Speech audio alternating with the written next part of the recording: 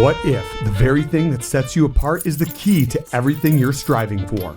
Welcome to Uncommon Edge, the podcast for those who are done with the ordinary and ready to own what makes them different. I'm DJ Neumann, and if you're here, it's because you know you're built for more.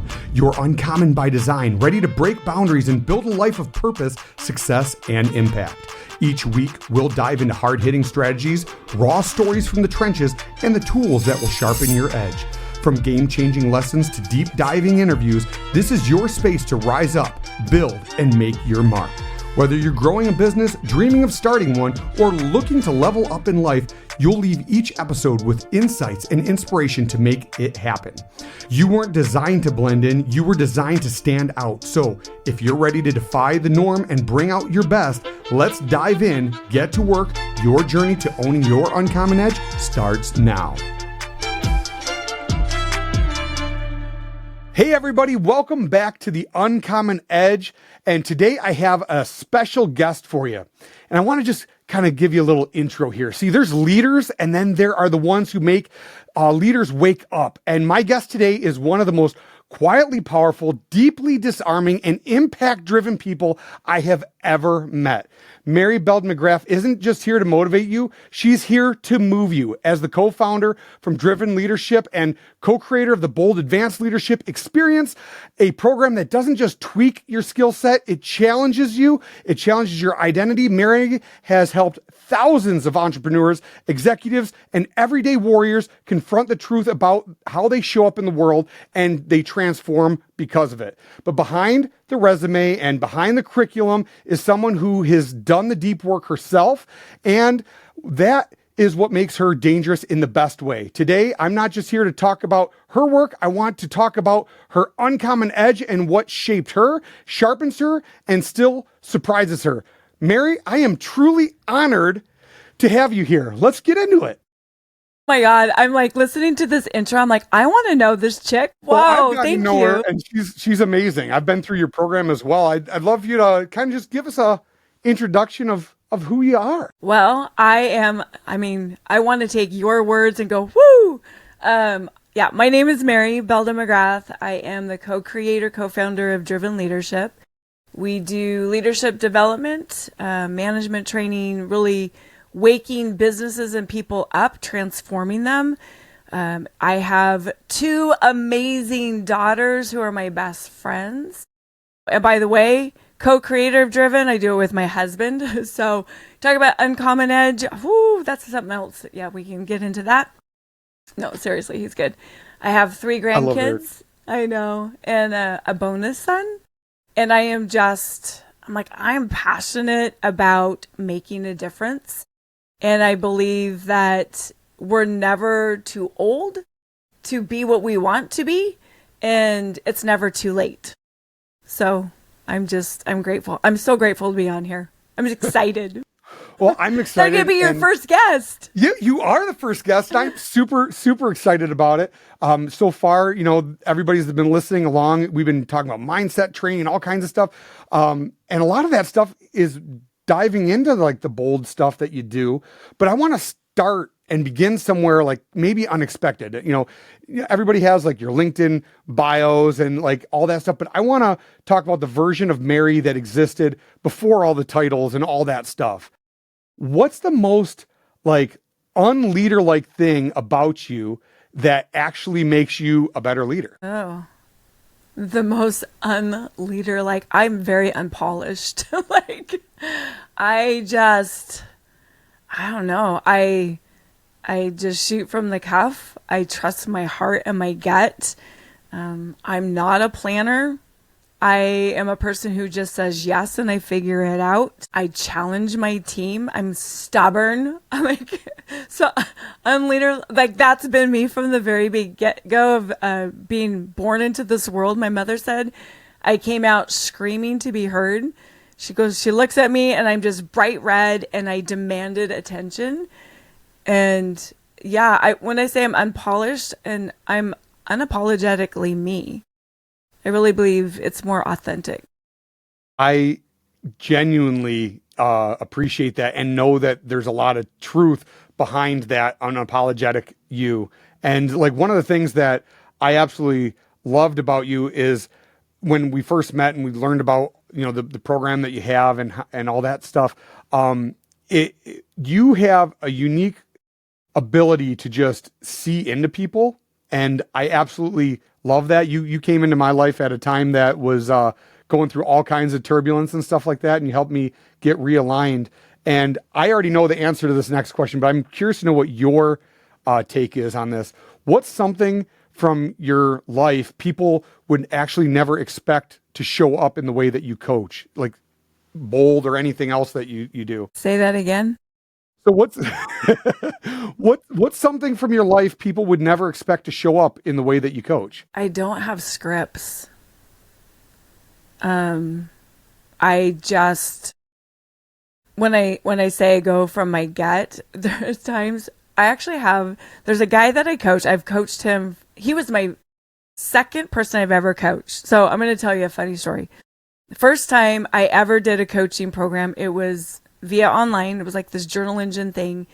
And I was so excited to get my first client. And it was a 10-week process. It was a 10-week program. I charged him $50. It's never been about the money. It was $50 total for 10 weeks. And Eric was so excited. He's like, $50 a session. I'm like, no, $50 total. So I would learn through people. It was just like this gut. I didn't go to a coaching school. I went through training. Where I came from, it was this crazy, intense, boot campish. You felt like you were immersed into a master's degree to do experiential training. And so I took a lot of that within coaching. And I would learn, if people actually knew this, well, they're going to know this. When I say yes and I figure it out, there were times I'm planning my coaching session 30 minutes before I get on the call with a person. Or I'd send them a question and then from it, I would just take it. And then whatever we worked on throughout that session, then I would take that into my next session. So it was never a laid out plan. It just is and I mean, thank God Bold has a plan. I mean, and it does have a plan. Yes, but I have the ability to free flow through it. But let's talk about that for like a quick second, because I've done that type of stuff in some of my coaching things. But that's a skill all of its own. Like you can't, like somebody that doesn't have the experience in the background can't just like, all right, what are we going to talk about and build the plane as like you jump off the cliff and build the plane on the way down, commit first and figure it out later. Like most people don't have the edge to be able to do that. And that's a skill that gets refined after that plane crashes multiple times, right? I think it's a willingness. I believe, so this is my core. There's a belief in me that if we put ourselves in a place where we have no other option, we figure it out. Like we do. And I mean, there's a part of me that was wired that way, yet people who also need a plan, they're the ones that oftentimes keep themselves stuck because it's never perfect. And they have to jump. Sometimes, yes, you need at least a little bit of a framework. Yet we figure it out. As you learn, as you grow. When we first started Driven, I remember it was literally the year of yes. I heard somebody say a year of yes, and I had no idea what to do. I mean, we went from this other company, but I wanted to come from a place of integrity and not steal their stuff. And that's one thing I'm super proud of myself for. And what we've done within Driven is we figured out what was important to us. We did the research. We did classes. Yes. I mean, I've taken classes. I've got skills. But I remember just going, yes. And Eric would look at me. Eric's my husband. He looked at me and goes, we do that? I'm like, yeah. He goes, we do that? I'm like, we're going to figure it out. So I think that within every person, if we get out of our own way, and we say yes, and we put yourself in a place of no retreat. It is Napoleon Hill, right? Burn your ships. Yeah. I love when I read Napoleon Hill, Think and Grow Rich, and I read that story. There's 2 stories in that book that changed my life. I'm old school yes. Here. I got the record, man. But yeah, it's awesome. Such a classic. But in 2004, 2005, that was one of the stories that changed my life, because I was up against a rock and a hard place, and I didn't know what I was doing. And I heard that. I was like, man, when you believe in something, you leave yourself no retreat. So say yes, commit, figure it out, do the work, and it starts to come into play. Yeah, and that's helped me out a lot. And part of that commitment, if you wouldn't mind, for some of the listeners, you teach a thing in Bold about running into the roar, and that's part of what you're talking about, like commit first and figure it out. Can you kind of like bring that out just a little bit for everyone that's listening? Yeah, absolutely.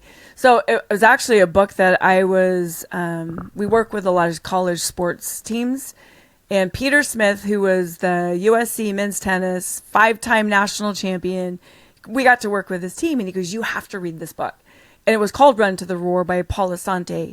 And it prefaces the way lions hunt. And so lions, for those of you who don't know, they'll hunt in pride. So it could be, 5, 7, 12 lions, 20 lions, their family. They are known for their strength. They have 500 pounds of massive muscle. I don't know if you've ever seen a lion. Africa's on my bucket list. The zoo, right? But 500 pounds of massive muscle.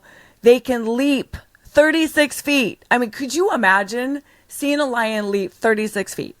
They can run a football field, 35, 40 miles an hour, but then they're tuckered out. So they have this crazy strength, but they also have this crazy roar. So the roar can be tracked for over 5 miles in the savannas of Africa.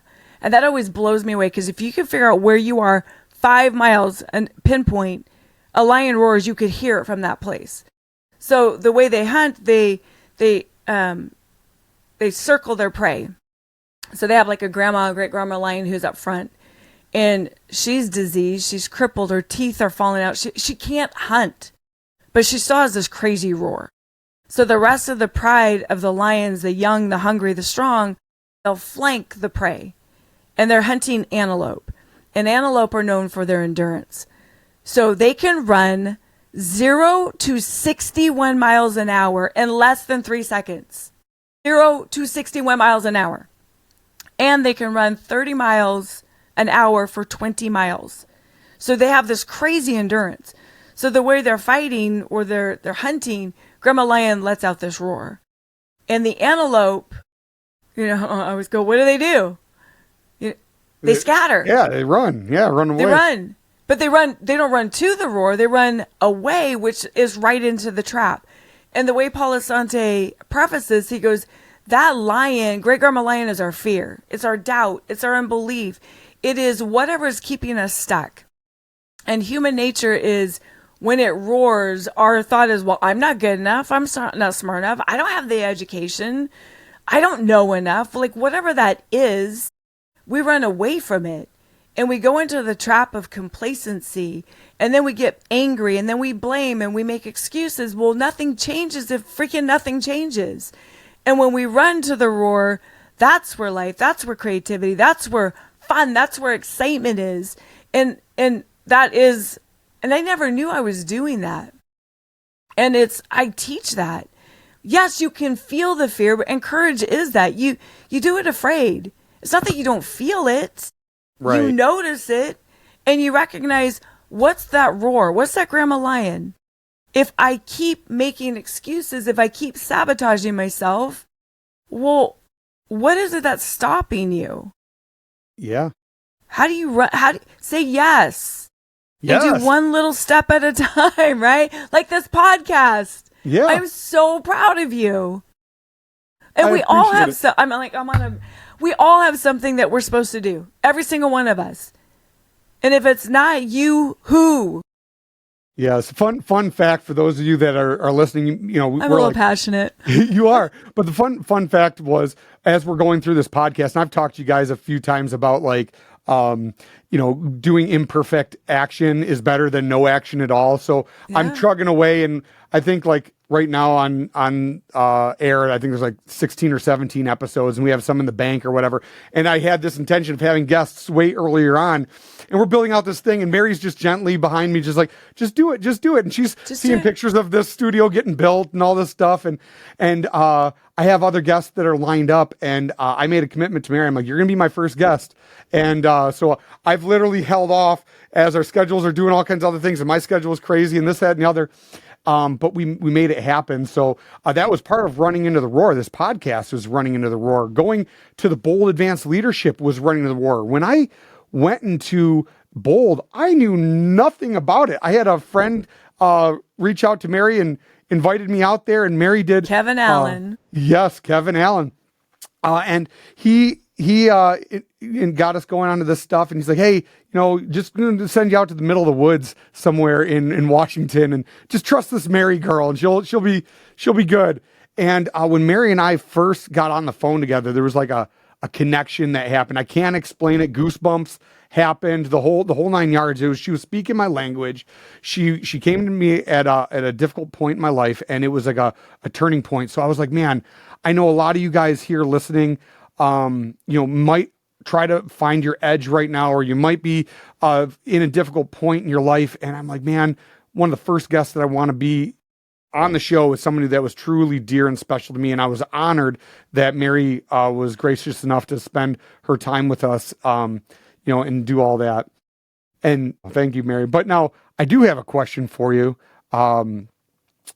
Given everything that you've done and like the awesome person that you've become, if like the 12-year-old version of yourself was standing next to you right now, like what would she be really proud of herself, or what maybe she didn't expect? That you could do it. I could do it. So I was raised in a very strict religious home. I was actually, in a way, kind of bullied at school because I was different. Mm-hmm. I was not allowed to wear pants, makeup, jewelry. And so I was always ousted as a weird kid. And underneath, I didn't want to be weird. I wanted to be accepted. We all want to be accepted. Yeah. And that 12-year-old was very confused, angry, and yet was also a fighter.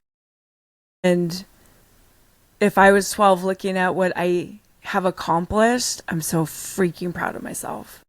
So proud of myself. And I still remember, it was so I'm 60. I remember being, I think I was like 30 years old, 32, standing outside looking up at the sky going, I meant to do something. Like I always felt that I was meant to do something and I didn't know what to do. And because of ups and downs in life and choices, and I don't have a college degree. I have life degree. And I remember that was part of, people would say, well, what are you going to do? What's the letters behind your name? And I actually had a really awesome coach. He actually just passed away. And he said, it doesn't matter. He goes, would you rather learn from someone who has letters behind their name, or someone who's lived it, who's been there, who's done that? Mm-hmm. And Bob Combs, he just said, be you. Be you. People who can relate to you, who need you, are the ones that are going to accept that. Yeah. Yeah. And I oh man, you're speaking my language now, because I have this whole idea, that you don't have to be this guru person to help anybody, to mentor somebody or whatever. It's actually looking internally and finding what's uncommon about you. You mentioned like you were like the weird kid. I embrace the weird, because usually the weird, like the things that we often hide or overlook, becomes what we lead with. And that's what makes you uniquely you. I have this thing we talk about on the show, that we're all uncommon by design. That's the way God intended us. We all have a unique purpose, a destination, a destiny that we're all here for a reason. And I truly believe that uncommon edge is the reason. And a lot of us have a tendency to like push it away because, that makes us weird, or that makes us, weird or whatnot. But then we turn around, and when you actually embrace it and you learn how to wield it, Early on in early episodes, I talk about Cyclops, if you're familiar with the X-Men or whatnot. And he has this entire thing where, he's got these special glasses that helps him control the lasers that shoot out of his eyes. But when he wasn't controlling his superpower, he was destroying everything around him. And then when he finally was able to control that superpower and understand it and wield it with power and precision, he was then able to execute and help all kinds of people. I mean, I know it's superhero fiction and all that type of stuff, but if you take that analogy and apply it, that's what I'm hearing you talk about. Yeah. Well, and I believe there's a superpower, there's a superhero in all of us. And it was interesting because you and I talked a little bit a couple of days ago to just kind of prep for this. And I've been thinking the past day and a half, well, what's my uncommon edge? And I realized that human nature, because I'll ask this question and people are like, well, what is my strength? And we don't see in ourselves what other people see. Right. And then we question it. Well, is that really, is that really my superpower? There's other people. And then we get stuck in the comparison trap. And to forget other people, comparison is the trap of the enemy. And when you look at your own superpower, whatever that is, and you just step into it, and yes, it can be used for good, it can be used for not good, because I always say our greatest strength becomes our greatest weakness. But when we own it and we step in it on purpose to truly help, who are we not to play bigger in life? Yeah. And it's not ego. This world needs us. Yes, that's the whole thing behind this. I knew you were the right person for the first episode, because you're speaking the language. It's interesting. I was on vacation with Josh Latimer, who was the one that I was telling you about that pushed me to get going on this podcast and does all this stuff. And we were in a little area of Frankenmuth. If any of you guys are from Michigan, it's like a little Bavarian thing. And there's a metal work shop while we were in there. And we got to like forge our own knives and Christmas ornaments. It was Christmas time at this time.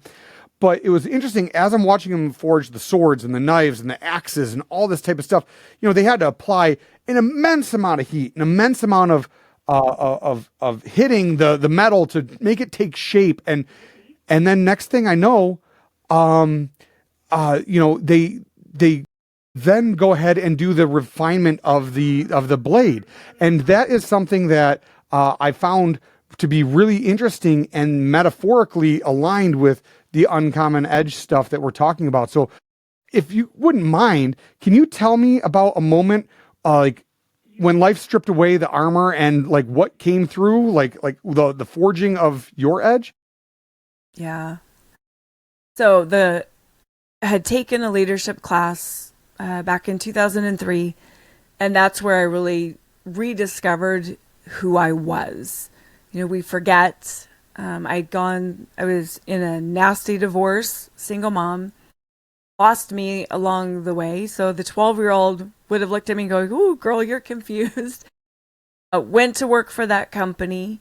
And when I say Jason Lindstrom was one that really helped us, but there was this, before he came into the picture, I was one of their top salespeople.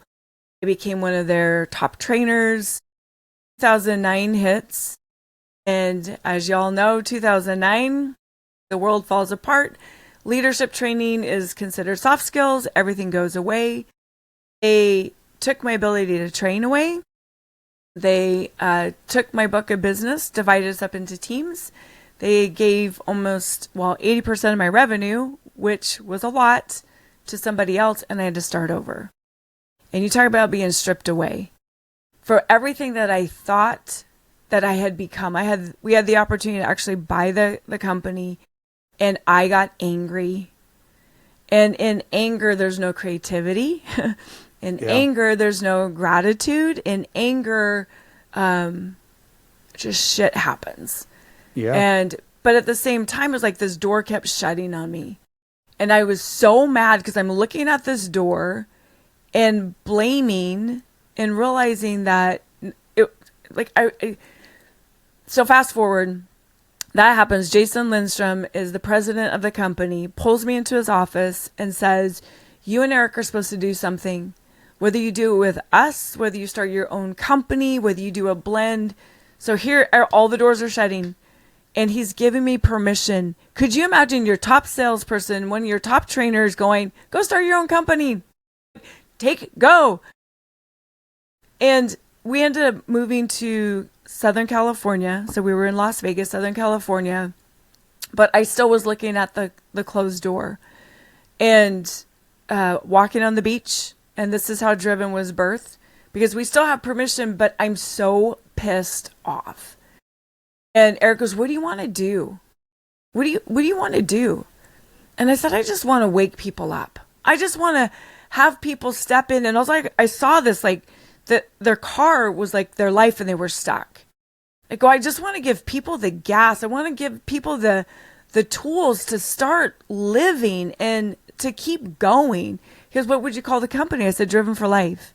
And of course that was wise, because I see this car. And we end up, GoDaddy.com, because he goes, well, if that domain's not taken. And I'm like, no, it's not taken. It's like one of those things that you know that you know that you know. $14.99, boom, take the domain. And then we parked because I was afraid.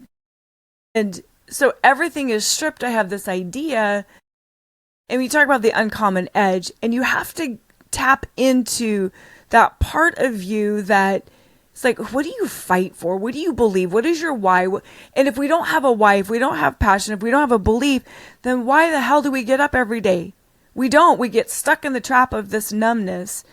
And so, yes, I'm taking action, but I'm still hollow because I don't have a vision. I just know what I wanted. I mean, there's a little bit of vision, but I don't know how. So that was October. February, I am still stuck, and I take this, I see this, this women's thing about women setting goals, women on purpose. I'm like, I need that. So I actually sign up for it, and I sit in there and I'm like, I could train this. I could train this better. And I'm like, stop it, Mary, be a student. And in there I took action. I walked away from that first one, got our company, went to the attorney, and we're legit. And I have no idea about business, right? I didn't go to college. He goes, do you want an S Corp? Do you want an LLC? Do you want it women owned? I'm like, sure, women owned. Let's do an S Corp. And then you expect the phone to ring. And of course it's not going to ring. So the hollow shell. So we joined the chamber. We started knocking on doors. We started doing crazy stuff. And through that, when I say it's the year of yes, when it was the place that was so scary, when everything is gone, we start it. And then I went in for a procedure and they accidentally cut through my colon and I went toxic. I went septic, but I didn't know that. I went home. And 24 hours later I was in the ER getting my colon surgery. That was the defining moment of everything. So we start Driven, we pause. I'm a shell of nothing. I have ideas. And then I'm face to face with death's door going, I'm done playing small. And that was my wake up call. And I really believe that sometimes we need that wake up call. It's not necessarily rock bottom. Sometimes rock bottom does wake us up, but what is your wake up call? And in life, if you're comfortably numb and you're not leveling up, if you're saying, well, one day, someday, I wish I would have, freaking wake up. And it's not like this big thing. It is step by step. It's day by day. What's one thing that you can do to level up? What's one action you can take that will help launch you? And it became that. It became take a college class, take a course. Yes, go in and help people. I remember sitting networking and it was just like, how do I serve you? Not what can I give? How do I pour into you? And I realized the more I poured into people, the more doors would open, but I wasn't pouring into people just for a door to open. It really became, I want to sit alongside of you and give you wings to fly. And in it, everything was I can't say it's magic because it's in those moments where you're in that flow state. Is it scary as hell? Yeah. Is it worth it? Yes. Would I change anything? No. Like, no. I get to wake up every day and do something to make an impact. But still, it's a choice. Yeah. Mary, I love the fact that, you got vulnerable and shared that story. I knew of that from conversations we've had privately. However, for those that are listening out there that are like, hey, I'm facing some like real adversity. Maybe they haven't faced the knock at death's door. Maybe they have. Who knows? Like, what was the thing that shook your voice? That was the hard thing that you had to say or do anyway to get you through that time? Well, I was in denial first that I was on death's door. I just know that I'm surviving a colon surgery and I'm walking the hospital and I'm looking at all these people who just looked hopeless. And this nurse was walking with me and said, "You're so fortunate." I'm like, "Yeah, no." He goes, "You have no idea. The same thing happened to the person in the room next to you. That person's not making it. You have a second chance." That was my moment where I'm done. I don't want to go through the motions anymore. I want my life to matter. And I walked out. I started coaching. I coached a guy. I had come home from the hospital. It was like on a Monday. On Thursday, I'm still in bed and I'm coaching. It was actually a college coach. And I was like, "How are you doing?" I'm like, "Well, I just got out of the hospital, But it was, every day became, I just want to live. I want to make an impact.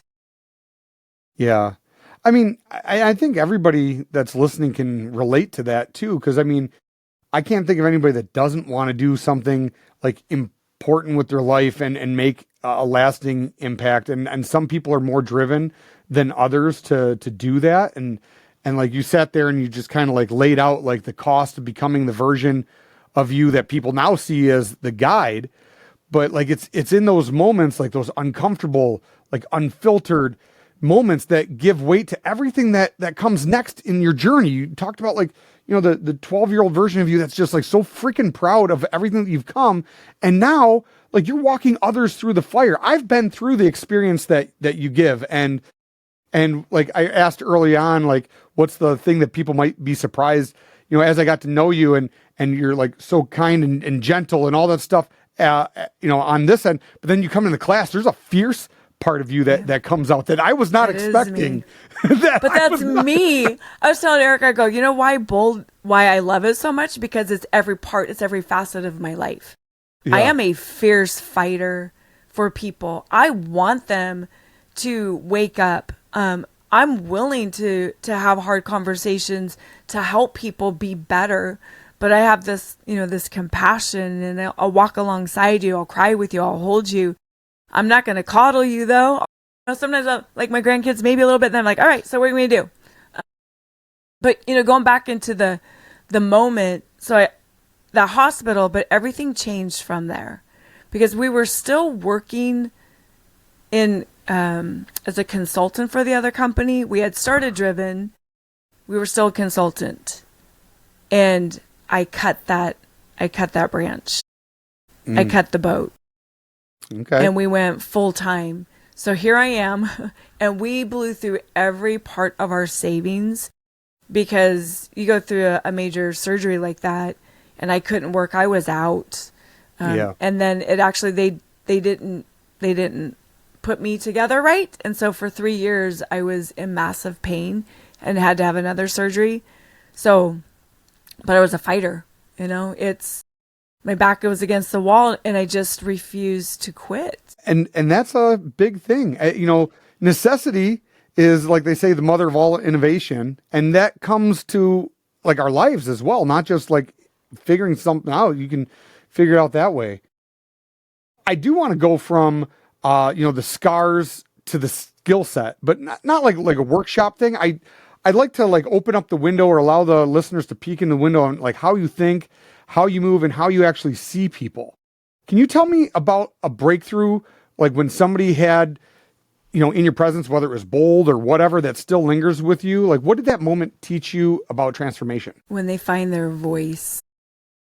So you've been through bold. Yeah. It's designed we don't tell you who you need to be as a leader.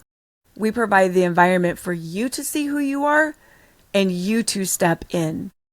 And over and over and over, when I get to watch people step into their voice, to have their ideas heard, to realize it's okay, sometimes to not be okay. It's okay to be passionate about what you want. It's okay to yell. It's okay to cry. It's okay to be you. And I get to see that over and over and over. I can't give names away, but No, like I every don't expect you to do single class, every class, to watch someone have their breakthrough moment, to watch someone be able to speak confidently, to watch someone be able to set boundaries, to watch someone write a book, start their own business, because of the belief in them, the belief that it's possible, the belief that I can do it scared, but I believe in me. Yeah. And there's a whole system that you go through, and I don't want to dive into your proprietary methods on how you take somebody through the experience, but you methodologically release things to help people get into different frames of mind, like how to eliminate fear. Or I think even at one point, you talk about like fear isn't the enemy. It's like a mask, and you unpack that and all that type of stuff. Like, what is in your mind, after bringing thousands of people through the course now, what's been like the biggest moment of impact when people are going through the course? It's the entire process. So the first night it's a wake up call, and a lot of you get so uncomfortable. Yeah, and we talk about being comfortable, being uncomfortable. So what's the story? What story do you tell yourself? In human nature, we want to blame, we want to make excuses, we have on the mask, we put all these judgments out, and the environment allows you to start to take the mask down. You start to realize the assumptions that we make, the judgments that we have, starting to look within in order to look without, right? So it starts inward. Second day, usually people go to bed, I always say, with sometimes a few more questions, or what the hell did I get myself into? Then answers.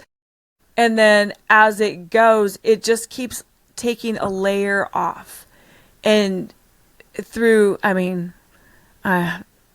it's not one process. It's the entire thing. It's having fun. So we actually have a flow to it.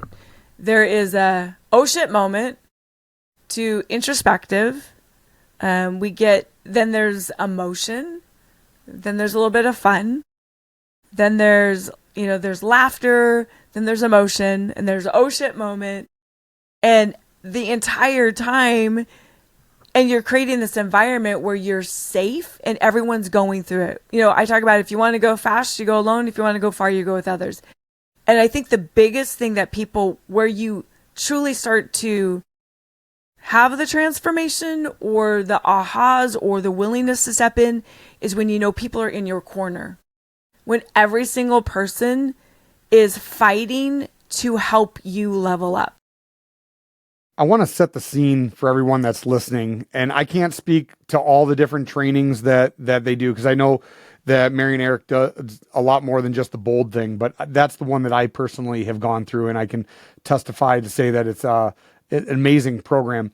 But I don't want this to be like a sales thing by any means, but she's talking about a lot of things, and I want you to get a mindset of like what is experienced through there. It's a 2-day, like all immersive thing. Like, I went to it in Washington, so we're like in the middle of the woods, going through this thing. There's a cabin, and you're bunked with other people. So there's like this kind of like militant vibe to it at first. And you're kind of like, what, what's going on? And all this type of stuff. And there's the bunk chatter. And then we go into it, and then you're expecting one version of Mary to come out and a different version comes out. And like, we go through all this stuff. So now you're on edge as like, what's going on?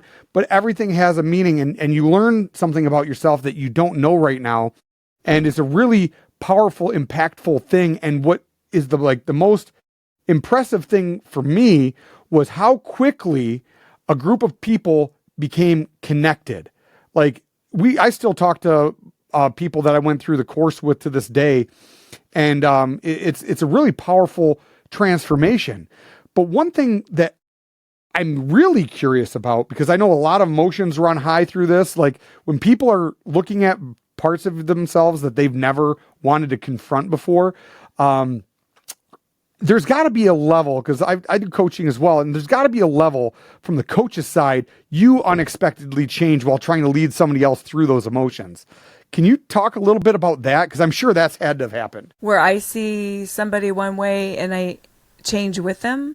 Yeah, maybe like, has there ever been a time where you unexpectedly changed? Like maybe you as you're leading somebody, like you're coming through learning moments on the coaching side? There's always learning moments. My biggest learning are the areas that I've judged in life. And I do my best. I believe one of my gifts is I truly am a bridge. And God's taught me a long time ago to not judge and to be present. And yeah, human nature, there's times it's like, whoo, okay, you're someone that I've had judgment in the past. And I feel, I can't even explain it. It's like this unconditional love and acceptance to see the person, like the person. And it has changed me over and over and over to look past, to know that every single person has something in them. There's nothing more powerful than a human soul on fire. And I know it's like I've just learned throughout the years to trust the process, because even people are, they're not buying in or they're pushing back, and it's being empathetic, and it's giving, usually a lot of times people just want to know the why. They don't want to be told what to do. They want to know why they're supposed to do it. And so it's answering, it's addressing some of their fears or their concerns, asking questions. Oh my gosh, as a coach, and that goes for any business owner that's listening, any leader, we got to get away from telling. It's not about our knowledge. Sometimes, yes, we can help. Yet the more you ask questions, the more you let them discover, the more they'll buy in. And it's getting away from the fear of, oh my gosh, what if you don't have the answer if they ask a question? Okay. But they have the answer. Yeah, I mean, more oftentimes people have to be reminded more than they have to be taught, right? At the end of like all of this stuff, like when you go through this bold and like the other trainings that you do, like what I like about it is like you don't just teach tools, like you actually create a space for the person's identity to be rewritten if need be. Like, and I think that's like really rare. I just did an episode, I recorded one a few back about personal identity and how to explore that and do that. Do you mind if we explore like what you're seeing right now in the world of leadership? Because I think you're really hammering on something that's really gold right there. So like zooming out, like this is something that's like popping out. So like zooming out, like there's a lot of noise in leadership right now, and they're talking about all kinds of different things with economy and all that stuff. But what are you actually paying attention to most right now that most people might be ignoring when it comes to leadership? There's so much change. There's a lot of fear. AI with, all of that's happening. Do we know enough? Do we have enough? How do we keep our people? So there's a lot of, and if you look at the state of the American workforce and how many people are unhappy, we go into self-protective mode. And I think a lot of times leaders are missing out. They don't know because they're protecting themselves, it's sometimes they're not as authentic or letting people see who they truly are or taking the time to truly connect. We get so busy, right? It's so busy. We just got to make the next sale. We got to hit the next budget. We got to make sure we're not losing this person. But if we actually pause, is it really about, I mean, yes, there's numbers that we have to hit. Are you comparing to someone else? Or are you comparing to yourself? How do you connect to what's most important to you, to your value, to your vision, to your belief? You know, we work with a lot of companies within the trades where you see a lot of PE groups buying them out, right?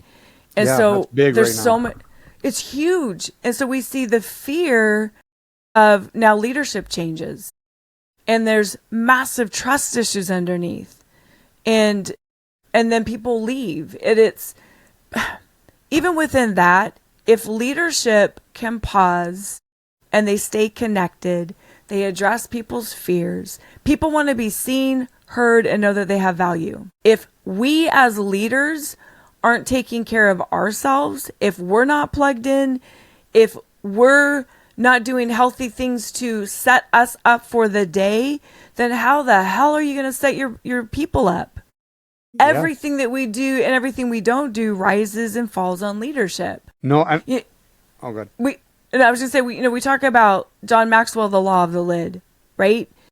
And a lot of times leadership, they want their people to do something, but you as that leader, if you are not growing your lid of leadership, that is your effectiveness, the people that you lead and manage will never outgrow you.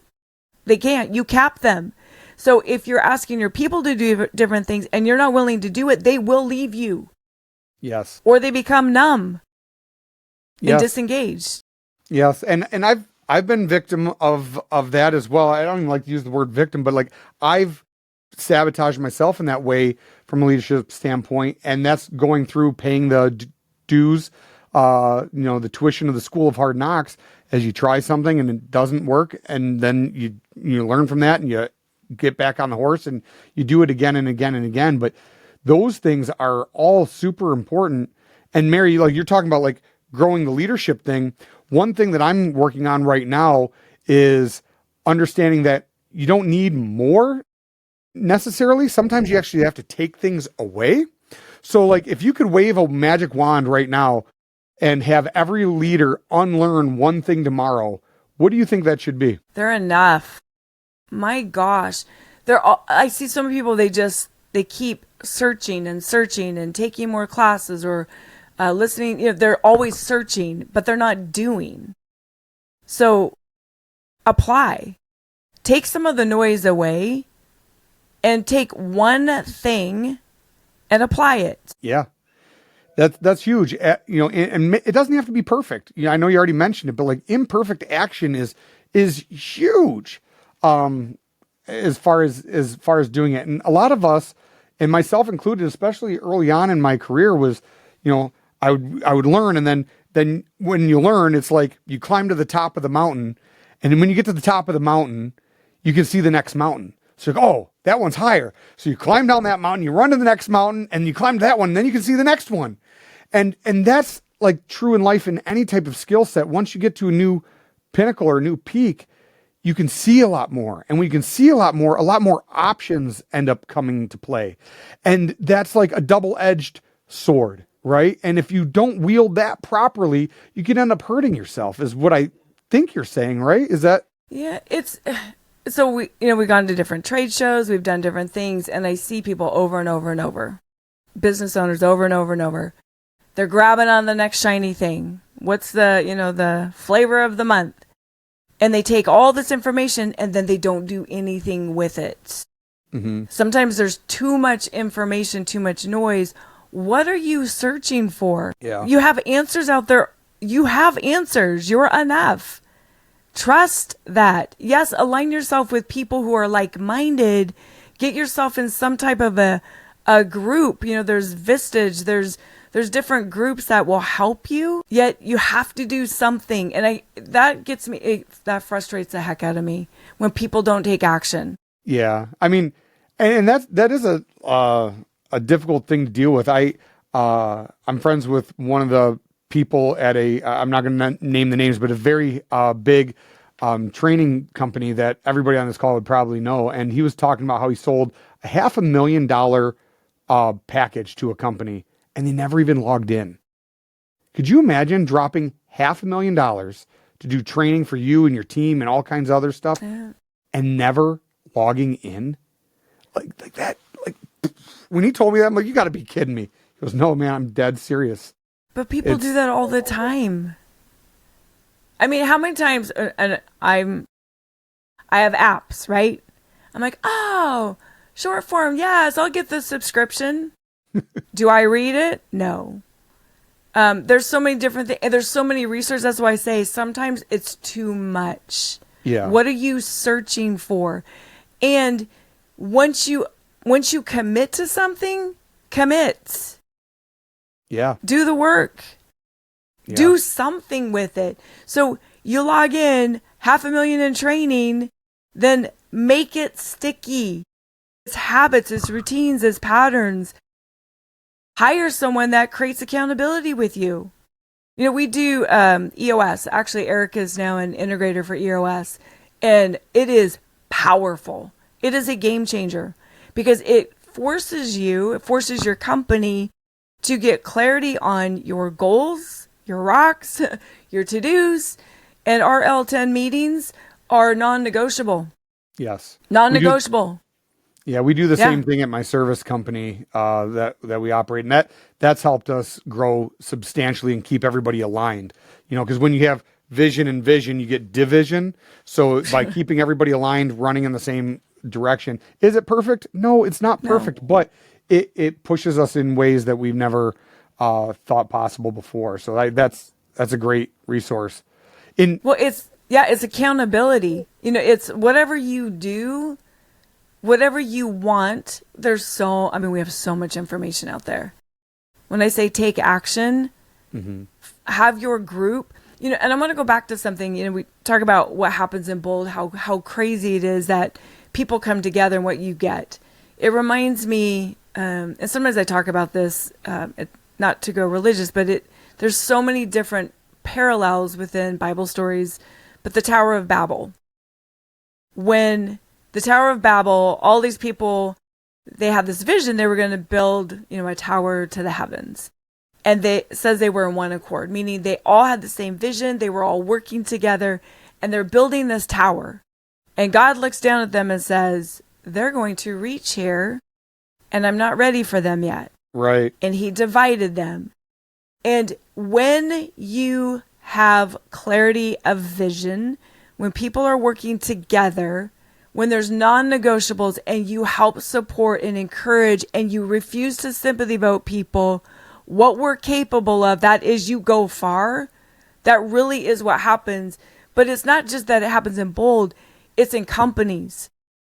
Could you imagine having alignment? Yes, we have different personalities and values and different things. But when we have a clarity of vision, we know who we are, we're working together, we see the human and we support them, we hear them, we value them, we listen to them.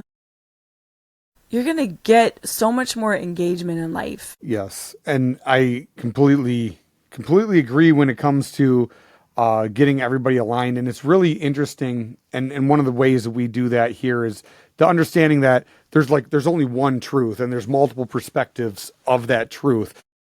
I've heard many people talk about that, and then you see all kinds of analogies. But my daughter recently just started watching this show called Win or Lose, which is really, really interesting. It's a children's show, cartoon or whatnot, but it's about a championship team winning the game or this baseball game that they're doing.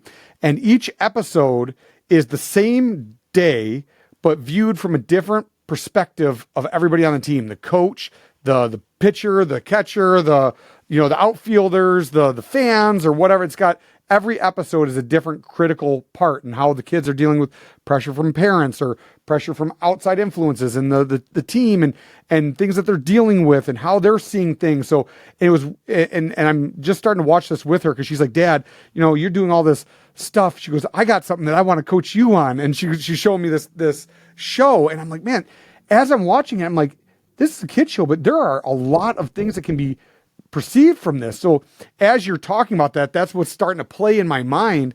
And the identities that each person has, like when somebody goes to bold, like, and they start to do like the bold thinking and they think, oh, well, I need strategy, but what they really need is like identity. Like, how do you spot that? And like, how do you draw that out from them? It's who are you? What are your ideas? What are your beliefs? What can you control? So if they're looking at identity, and and we all there's some part of us that needs significance, right? But why? What is it what's your part in this? How can you come alongside? There's so many different, it's a big question. And it's different. Somebody really special to me told me to, be bold and be out there. So I got to come with big questions when Mary's on the show. I know, but it's different for everyone. It's not, even with life, it's not one size fits all. So when you're looking at identity, why is that important? Is it a limiting belief? And we all have beliefs, right? We all have different identities that we hang our hat on. We have different stories that we hang our hat on. And we're helping people reassess. Is it serving you? Is it empowering you? Is it empowering other people? Or is it limiting you? Is it keeping you stuck? Are you blaming? Are you making excuses? Or are you open to leveling up? We don't know what we don't know. And whether I'm coaching someone one-on-one, whether it's some of our college sports teams, whether it's businesses, whether it's in bold, we're constantly bringing that awareness of that individual as a contributor. How are they showing up? How do you get somebody to be more clear and aware of the perspective that they're seeing things from, or their personality, or, identity, whatever it is? Like, how do you help somebody get clarity on that? Well, first I have to figure out how to get trust with them so I can ask them questions. If people do not trust the person that is coaching them, they're not going to open up. So getting some type of a level playing field, and oftentimes I'll use me. I'll be open, because the more authentic I can be, the more wise I can give, the more people know that I truly want the best for them. And through questions, compassion, empathy, listening, you'll get people to start to open. They'll be open to, we also use intermetrics, which has DISC in it. Yes. So when I know someone, even the way they're wired, not that it's a gospel, like a perfect magic pill, right? But there's different ways that we can understand and identify different people's personalities. What do they need?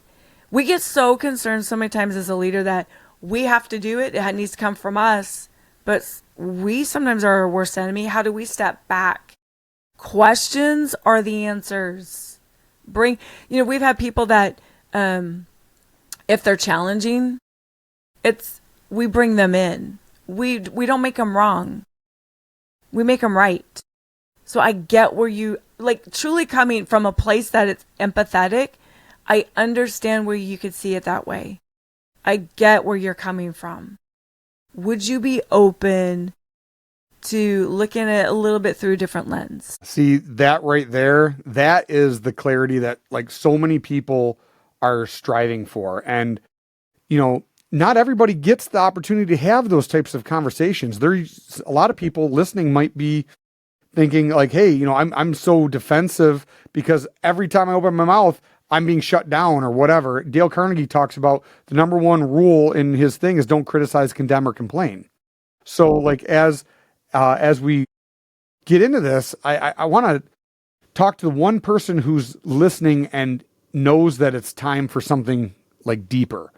Someone's listening right now and they feel like maybe there's something in them that's waking up. Maybe Mary has said something that's getting them fired up inside, but they don't know where to go next. So if someone feels like they're drifting, but they still have the fire inside them, what's one thing that you'd say to them, the people that are listening right now? So what do you do? What are your morning routines, right? What's your focus? What can you do? Not what can't you do, what can you do? What do you want? What you want wants you, and you have to give yourself permission. And there's so many times I see people who they're drifting, they're still a little fire, they're numb, and we get comfortable. Our comfort zones, we love our comfort zones, but nothing will change if nothing changes. And if you're done being comfortable, if you're done being numb, and you want to stoke that fire, find someone who is going to elevate you. Someone who's going to push you, who won't allow you to make excuses. We are who we surround ourselves with. And if you're surrounding yourself with people who will coddle you, who, they'll support the story, they're not helping you get out of the trap. It's the crab in the crab pot. Yes. So find somebody, something that is going to push you and challenge you. And don't just find them, take action on it. If you have an accountability partner, reach out to them. Hey, I'd love for you right now. I'm struggling right here. I want to start working out and I'm struggling on my own. Can I just use you as a check-in? I'm going to do it 4 days this week and I'm going to text you every time I do it. That's action. That's something you can control, but it's something that you're doing. Now, I want to get real for a second with you. Like, I know we've talked about this. Who is someone that's not a good fit to go through like the Bold program? Because I remember you were having me help find some people last minute, and you're like, but this isn't a place for people to come to get fixed, right? So can you kind of like dive into that a little bit? People who don't want to learn and grow. So a lot of times we'll have companies that, the leadership goes and they're looking at sending other people. And sometimes they go, well, Jimmy is not producing in sales. And I know that as there's a direct ROI, when people go through Bold, their sales close ratio goes up. Like they do so much better. And they're like, well, I just need him to get his, crap together. Well, if Jimmy doesn't want to go and he's comfortable being where he's at, Bold is not a fit for them. We want people who are hungry, and it's not that you're broken. Like there's always something. If you're looking at what can I do to level up, what don't I know? What is something that will challenge me to play bigger in life? Not just the noise, but actually will push you into action. Mm-hmm. Not just a trade show to go find out about this, but you're doing a deep dive into yourself. Those are the people who go. But the people who are complacent, I hate that word. When people go, I'm good. Those are the people that it's not a fit for right now. Yeah. And I appreciate that you are very transparent about, some people just aren't meant for Bold. Not that you don't want to help them, but they got to be ready to accept it. But that's also protecting the people that are going through it. Like as someone who's gone through it, when I first came in, I didn't know what to expect. And there was people from, other executives in the room to, moms and everything else in between that was in that room. But there was a bunch of people who were ready. Yeah. And that makes all the difference in the world. So like you as a leader, making that determination and actually rejecting some people that might not be ready for it. And it's not that like, and it's wild. Like even if they could pay for it, you said, hey, no, like they have to be ready and they have to be a good fit. So for those who are actually ready, where can they find you and get closer to the work that you're doing and maybe do some stuff with you, whether it's Bold or another one of your programs? drivenleadership.com.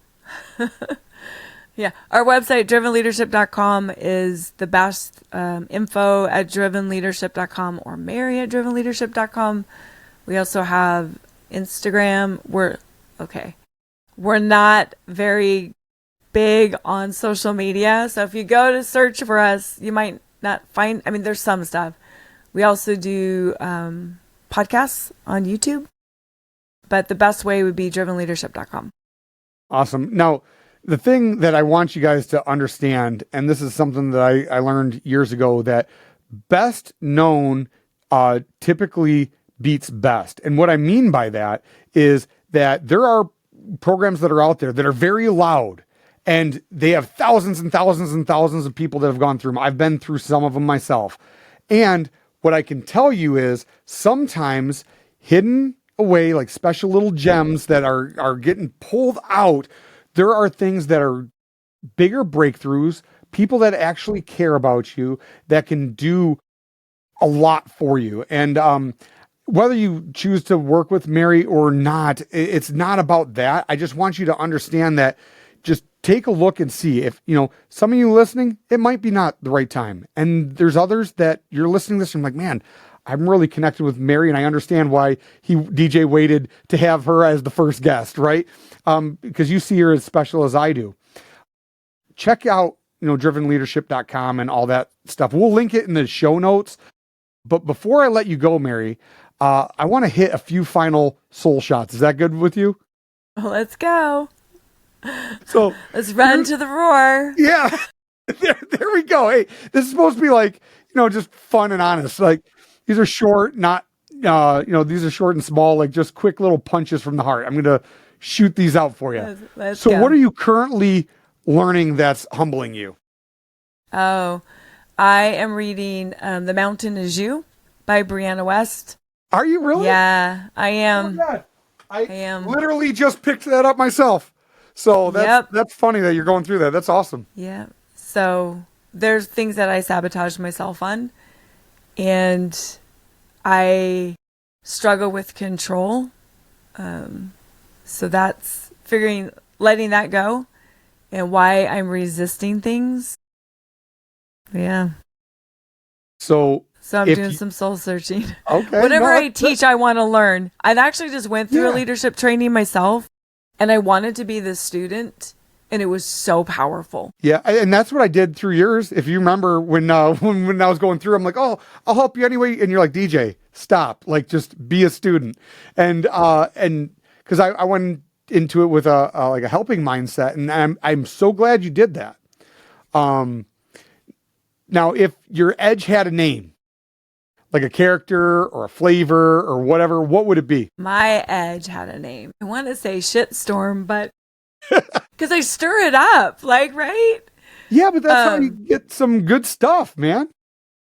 Well, and it is like if my edge had a name, it really that's the word that came to my mind. But that's what these are supposed to be fun. But you know what though? Like, life is messy sometimes, right? And leadership is messy. Like everybody, like that's, I'm going through this thing right now about like advertising and stuff like that. And it was really interesting. This creative director, he does like Hollywood type movies and all that type of stuff. And they're running these Facebook ads, and they're finding that the more edgy and raw and messy that the ads are, it appeals to more people, and they're getting better conversion rates on those ads as opposed to the clean and polished stuff. The more edgy and unpolished it is, the better the conversion rates. So shitstorm. Shitstorm, because I stir up shit. Sometimes I am the shit storm. You are the shit. So what are you willing to outgrow, even if it's painful coming up? Like, you're talking about this transformation you're going through. Some of my bad habits, that getting myself back into working out, being healthier in the morning, getting out of the habit of checking. I've been doing better, and sometimes I still fall, but checking my phone in the morning first thing, that is, because whatever you put into yourself first is whatever you focus on grows. And so I've got to take care of me in a healthier way in the morning more consistently. Okay. 2 more questions here. Okay. One is, what's your actual uncommon edge? Not like the brand version, but the real version. Mary, you talked about like that you like to be raw and uncut. What's the raw and uncut uncommon edge of Mary? Actually, the thing is it's passion and authenticity. I'm one of the most passionate. When I believe in something, look out. When I don't believe in something, I don't shove my ideas or agenda at people. When I don't believe in something, I'll step back. I let people be who they are. But I am passionate about life. I'm passionate about living. And I'm real, authentic. And what does uncommon edge mean to you? What's that difference? Your uniqueness. It's what makes us unique. What's different? What's our superpower? And so many times, when I said earlier, uncommon, I thought, well, other people have it. No, there's nobody like us. And even if someone else is passionate or authentic, they're not me. Yeah, they're not 100%. you. So how 100%. do we bring that superpower, that uncommon, that dream, that fire that's inside of us in our way? Because people need it. I appreciate you, Mary, so much. Mary, you've helped thousands sharpen who they are. But today, I hope we got to reveal more of your edge and the one that makes you uncommon in the best way absolutely possible. Those of you who are listening, if you know someone that wants to bring out their uncommon edge and help other people sharpen theirs, look no further than go to uncommonedgepodcast.com and you can fill out a form to be a guest on the show. Mary, again, thank you so much for your time today. Is there any other final thoughts that you want to leave the listeners with today? Well, first, I just want to thank you because I am just honored to be here. I am so grateful to have you in my life, and I love what you're doing. And to the listeners, there is actually I referred to Napoleon Hill earlier, Think and Grow Rich. And he has a story about 3 feet from gold. And sometimes we get so stuck in just the grind. And when we're ready for the breakthrough is usually when it's the hardest. Keep going, because what you want, you keep doing the work consistently, you will get the results. So 3 feet from gold, baby. I love it. And run into the roar. Everybody stand out and stay sharp. Until next time. Can I add something? I just want to add something. Add something. So I just heard, I heard somebody who was talking about the buffalo and the cows. I think I told you this, and it reminded me of Run to the Roar. They said, when a storm comes, the buffalo run to the storm and through the storm because they know that when the storm is there, when they can run through it, they get through it faster. Cows, they look at a storm coming and they run the opposite way. The storm is still coming, it just prolongs the storm. So be that buffalo, run through the storm so you can get through it faster, which is really also running to the roar. So there you go. I love that little Isn't that nugget. good? And I've been through the course. I didn't hear that one. So that's good. I appreciate the last little minute add on there. Yeah. Everybody, again, thank you, Mary, for coming to the show. And remember, stand out and stay sharp. Till next time. See you then.